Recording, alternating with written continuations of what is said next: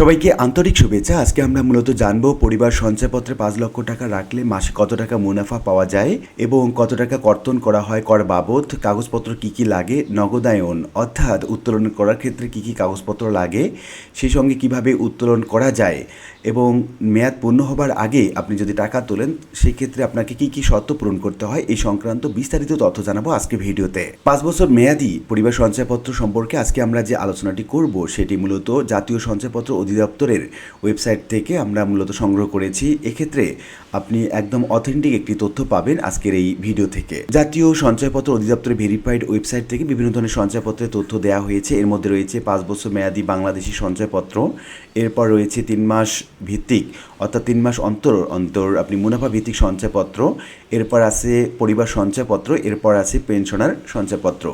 এর মধ্যে আজকের আলোচনার বিষয় আমাদের হচ্ছে পরিবার সঞ্চয়পত্র। পরিবার সঞ্চয়পত্র অধিদপ্তরের ওয়েবসাইটে পরিবার সঞ্চয়পত্রে বিস্তারিত তথ্যের পাশাপাশি এর মুনাফার হার দেওয়া হয়েছে। সেই সংক্রান্ত আমরা তথ্য মূলত জাতীয় সঞ্চয়পত্র অধিদপ্তর থেকেই সংগ্রহ করেছি এবং সে বিষয়ে আলোচনা হচ্ছে। পরিবার সঞ্চয়পত্রের ক্ষেত্রে প্রথম বছর, দ্বিতীয় বছর, তৃতীয় এবং চতুর্থ বছরের জন্য আলাদা আলাদা মুনাফার হার নির্ধারণ করা হয়েছে। তবে পরিবার সঞ্চয়পত্রের মেয়াদ ৫ বছর, অর্থাৎ সঞ্চয়পত্রটি ৫ বছরের জন্য ক্রয় করা হয়ে থাকে।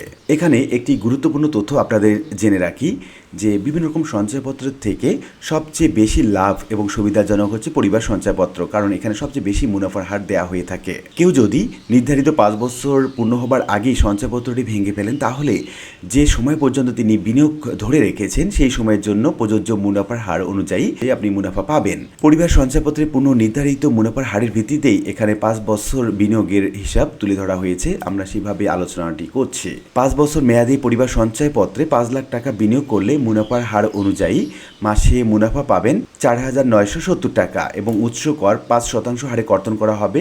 মোট কর্তন করা হবে ২৪৯ টাকা এবং কর কর্তন করার পর আপনি হাতে পাবেন ৪,৭২২ টাকা। অর্থাৎ আপনি ৫ লাখ টাকা দিয়ে পরিবার সঞ্চয়পত্র করলে সেটি ৫ বছর মেয়াদে রাখেন তাহলে প্রতি মাসে আপনি পাবেন ৪,৭২২ টাকা মুনাফা। পরিবার সঞ্চয়পত্রে মোট বিনিয়োগের ৫ লাখ টাকা বা তার থেকে কম হলে মুনাফার হারের উপর ৫% হারে উৎস কর কর্তন করা হয়। এখানে ৫ লাখ টাকা বিনিয়োগের ক্ষেত্রে মাসে ৪,৯৭০ টাকা প্রদান করা হয়। এর উপর ৫% হারে মুনাফা ৪৪৯ টাকা কর্তন করা হচ্ছে, ফলে হাতে পাওয়া যাচ্ছে ৪,৭২২ টাকা। ৫ লাখ টাকার উপরে অর্থাৎ বেশি যদি আপনি সঞ্চয়পত্র রাখেন তাহলে মুনাফার উপর ১০% উৎসে কর দেওয়ার বিষয়টি প্রযোজ্য হবে। তবে এই প্রতিবেদনে আলোচিত বিনিয়োগের পরিমাণ ৫ লাখ টাকা পর্যন্ত হওয়ায় ৫% উৎসে কর হিসাবে আমরা আলোচনা করছি। এখন প্রশ্ন হচ্ছে মেয়াদ পূর্ণ হবার আগে সঞ্চয়পত্র ভাঙলে কি হবে? পরিবার সঞ্চয়পত্র ৫ বছরের জন্য ক্রয় করা হলেও কোনো প্রয়োজনে নির্ধারিত সময়ের আগে যদি আপনি নগদায়ন করেন অর্থাৎ টাকাটি তুলতে চান সেক্ষেত্রে আপনি যত বছর পর্যন্ত বিনিয়োগ ধরে রেখেছেন সেই সময়ের জন্য নির্ধারিত মুনাফার হার অনুযায়ী আপনি মুনাফা পাবেন। যেমন ৫ বছরের জন্য সঞ্চয়পত্র ক্রয় করার পর যদি আপনি ২ বছর বা ৩ বছরের মাথায় টাকা তুলে নিতে চান তাহলে ওই সময়ের জন্য প্রযোজ্য মুনাফার হার অনুযায়ী তার মুনাফা পুনর্নির্ধারণ করা হবে। এখানে একটি গুরুত্বপূর্ণ তথ্য আপনাদের জেনে রাখি, সেটি হচ্ছে কেউ যদি যে কোনো সময়ের জন্য সঞ্চয়পত্র করে থাকেন তাহলে ১ বছরের আগে যদি ভাঙেন তাহলে কোনো মুনাফাই পাবেন না এবং এই ১ বছরের মধ্যে আপনি যত টাকা মুনাফা তুলেছেন সেই টাকাগুলো কেটে নেওয়া হবে মূল টাকা থেকে। এটি খুবই গুরুত্বপূর্ণ একটি তথ্য। এখন প্রশ্ন হচ্ছে কোথা থেকে এই সঞ্চয়পত্র ক্রয় করা যাবে? পরিবার সঞ্চয়পত্র কেনা বা নগদায়নের জন্য সোনালী ব্যাংক, জাতীয় সঞ্চয় ব্যুরো, বাংলাদেশ ব্যাংকের শাখাসমূহ, বাণিজ্যিক ব্যাংকসমূহ এবং ডাকঘর যে কোনো জায়গা থেকে আপনি এটি ক্রয় করতে পারবেন। অর্থাৎ সোনালী ব্যাংক থেকেও পরিবার সঞ্চয়পত্র ক্রয় করা যাবে এবং মেয়াদ শেষে নগদায়ন করা যাবে। এখন আমরা জানবো কি কি কাগজপত্র লাগে ক্রেতার জন্য, অর্থাৎ যার নামে এটি ক্রয় করা হয় তার 2 কপি ছবি এবং এনআইডির ফটোকপি লাগবে। এক্ষেত্রে নমিনির ক্ষেত্রেও ঠিক একই রকম 2 কপি ছবি লাগবে পাসপোর্ট সাইজের এবং জাতীয় পরিচয়পত্রে এনআইডির ছবি লাগবে। এছাড়া সোনালী ব্যাংক থেকে পরিবার সঞ্চয়পত্র ক্রয় করলে সোনালী ব্যাংকের একটি হিসাব খুলতে হবে, সেই হিসাবের বিপরীতে একটি চেক বই নিতে হবে এবং একটি পাতা মূলত জমা নেয়। এখন ১০ লাখ টাকার বেশি যদি আপনি বিনিয়োগ করেন তাহলে ট্যাক্স রিটার্নের বিষয়টি কেমন আমরা জেনে নিচ্ছি। সঞ্চয়পত্রে বিনিয়োগের পরিমাণ 10 লাখ টাকার বেশি হলে ট্যাক্স রিটার্ন স্লিপের প্রয়োজন হবে।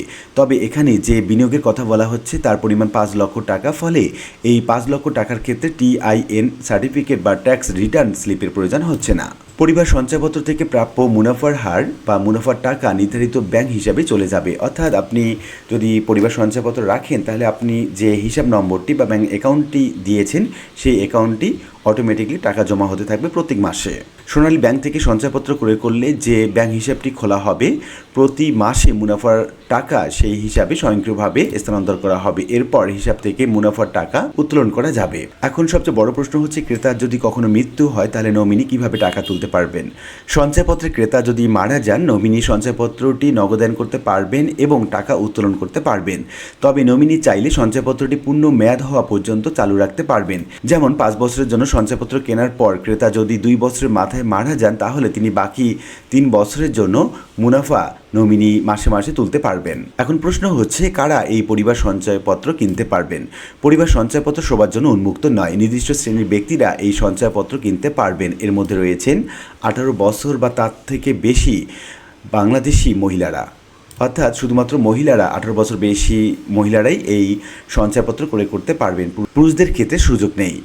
যে কোনো বয়সের বাংলাদেশি শারীরিক এবং প্রতিবন্ধী পুরুষ বা নারী উভয়ই এই সঞ্চয়পত্র কিনতে পারবেন। 65 বছর বা তার থেকে বেশি বয়সী পুরুষ এবং মহিলা তারাও এই সঞ্চয়পত্রটি কিনতে পারবেন। অর্থাৎ 65 বছরের কম বয়সী সুস্থ পুরুষ সাধারণত পরিবার সঞ্চয়পত্র ক্রয় করতে পারবেন না। তবে শারীরিক প্রতিবন্ধী পুরুষ হলে তিনি এই সঞ্চয়পত্র ক্রয় করতে পারবেন। একইভাবে 65 বছর বা তার থেকে বেশি বয়সী পুরুষ ও মহিলা উভয়ই এই পরিবার সঞ্চয়পত্র কিনতে পারবেন। এখন প্রশ্ন হচ্ছে, একক নামে সর্বোচ্চ কত টাকা রাখা যায়? একক নামে পরিবার সঞ্চয়পত্রে সর্বোচ্চ 45 লাখ টাকা পর্যন্ত বিনিয়োগ করা যাবে। একাধিক ব্যক্তি থাকলে তার ক্ষেত্রে আরও বেশি পরিমাণ বিনিয়োগের সুযোগ রয়েছে।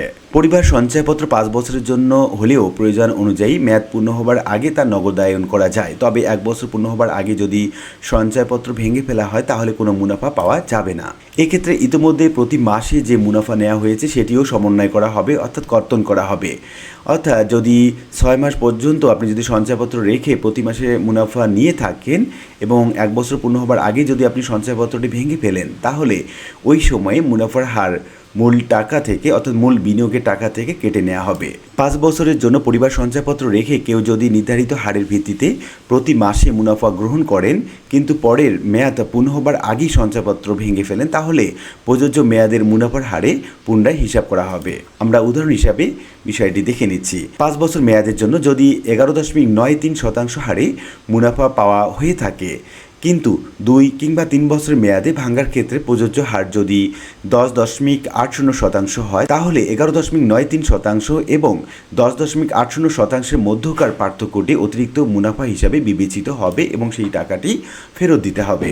ইতোমধ্যে নেওয়া অতিরিক্ত মুনাফার সেই অর্থ মূল বিনিয়োগের টাকা থেকে কেটে নেওয়া হবে।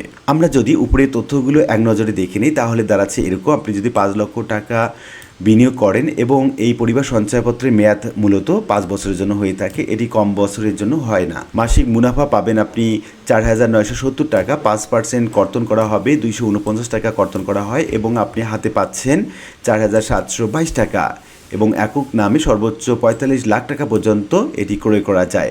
10 লাখ টাকা যদি বেশি হয় তাহলে আপনার ট্যাক্স রিটার্ন স্লিপের প্রয়োজন হবে। 5 লাখ টাকা বিনিয়োগের ক্ষেত্রে টিআইএন বা ট্যাক্স সার্টিফিকেট আপনার প্রয়োজন নেই বা মুনাফার টাকা নির্ধারিত ব্যাংক হিসেবে স্বয়ংক্রিয়ভাবে এটি জমা হয়। এবং শেষ কথা হচ্ছে, পরিবার সঞ্চয়পত্র 5 বছর বিনিয়োগ করলে 5 বছর মেয়াদে মাসিক মুনাফা, উৎস কর এবং কর কাটার পর প্রাপ্য অর্থের বিষয়গুলো জানা খুবই গুরুত্বপূর্ণ। পাশাপাশি মেয়াদ পূর্ণ হবার আগে সঞ্চয়পত্র ভাঙলে মুনাফার হিসাব কিভাবে পরিবর্তিত হবে, প্রয়োজনীয় কাগজপত্র কী বা কারা এই সঞ্চয়পত্র কিনতে পারবেন, এইসব বিষয়েও বিনিয়োগের আগে জানা প্রয়োজন। আর আশা করি এই তথ্যগুলো আপনারা পরিষ্কারভাবে সুন্দরভাবে বুঝতে পেরেছেন। আর আজকে ভিডিওটি এ পর্যন্ত। ভিডিওটি ভালো লাগলে লাইক কমেন্ট করতে ভুলবেন না। এরকম নিত্য নতুন ভিডিওর আপডেট পেতে চ্যানেলটি সাবস্ক্রাইব করে রাখুন। সবাই ভালো থাকবেন, দেখা হবে অন্য কোনো ভিডিওতে। ধন্যবাদ।